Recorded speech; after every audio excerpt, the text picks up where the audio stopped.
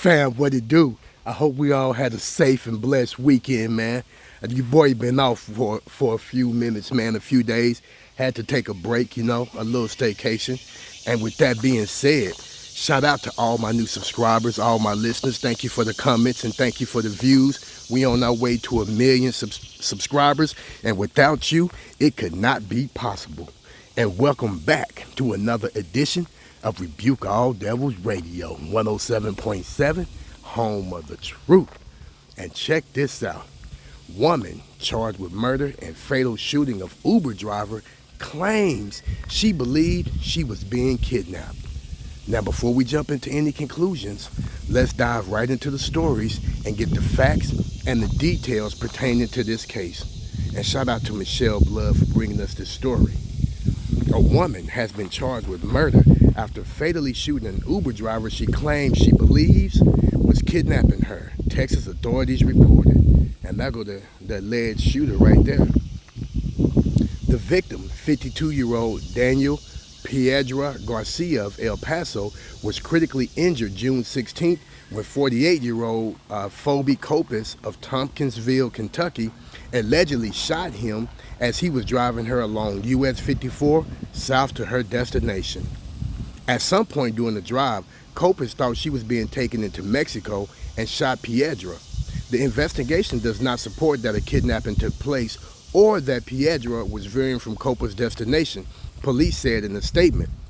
Garcia was placed on life support at the hospital until the family made the agonizing decision Wednesday to discontinue it, the El Paso Times reported.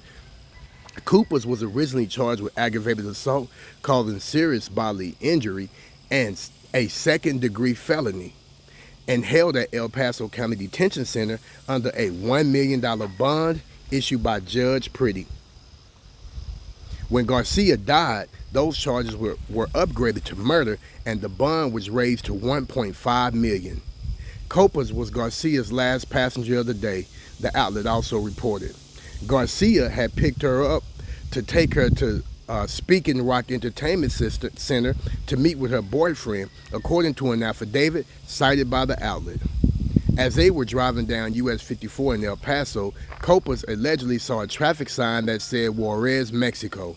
That is what led her to believe she was being kidnapped, according to the same affidavit. After Copas shot Garcia in the head, the vehicle crashed into roadway barriers. There were no bridges or ports of entry to Mexico in close proximity to the area of the crash, the affidavit also said. Copas allegedly took a photo of Garcia after she shot him, but before calling 911. He was always the one that if he saw you in a bad mood, he'd come over and try to lift you up, and always was making us laugh. Such a funny, caring, and hard-working man, Piedra's niece, Didi Lopez, told the El Paso Times. Piedra, 52, was the sole provider for his household and had begun working as an Uber driver just a few weeks before the incident, the outlet also reported. A fundraiser to benefit Piedra's family had earned nearly $70,000 of the $30,000 goal as of Monday morning. Man, how sad, man. Our hearts and prayers goes out to his family. May the Most High give them some kind of peace and comfort in this difficult time. And to this young lady, I don't know what you were really thinking that caused you to do something like that, especially if you was thinking that you was getting driven to Mexico. You could have always jumped out of the car. You know what I mean? And and I can say this, man, living in San Diego, I can remember one time when I wasn't paying attention on the telephone, and I actually drove right into Mexico. And I didn't realize it until it said, "Welcome to Mexico," being honest, you know what I mean? And I had to pull over and talk Spanish to the border guard.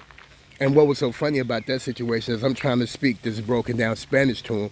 He said, and he looked just like the typical essay, man, Hispanic features, big old mustache and stuff. He say, "Why are you speaking Spanish to me? I speak English."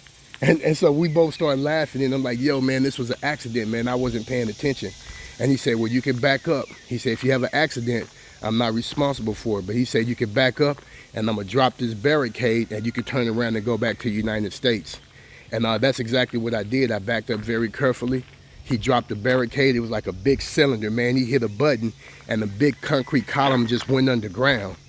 And I drove through there, and I was on my way back to America. So it is easy to drive into Mexico if you're not paying attention. But as the story reported, it wasn't no signs of entry or anything nowhere in the vicinity. So that young lady right there, she has a lot of explaining to do.